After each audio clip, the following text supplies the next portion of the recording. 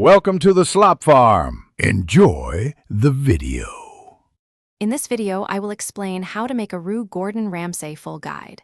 Heat equal parts butter and flour over medium heat, whisk constantly until smooth and nutty, then cook to your desired color for flavor carefully.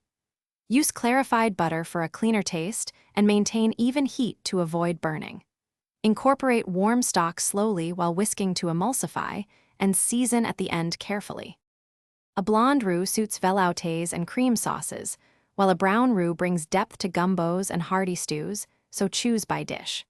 Start with equal weights of butter and flour, whisk into a smooth paste, then cook gently while stirring to prevent lumps and scorching.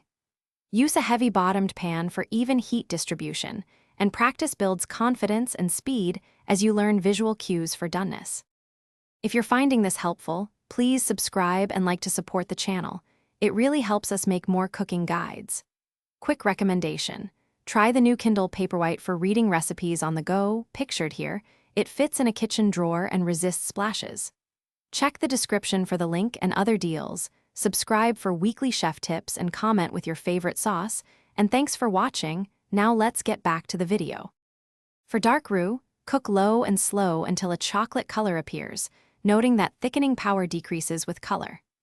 Add roux to warm stock gradually while whisking to create a silken sauce, and avoid adding cold liquid directly.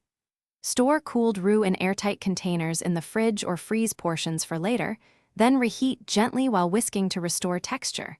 Taste and adjust seasoning at the end carefully. Thanks for watching. Consider subscribing if we helped you today.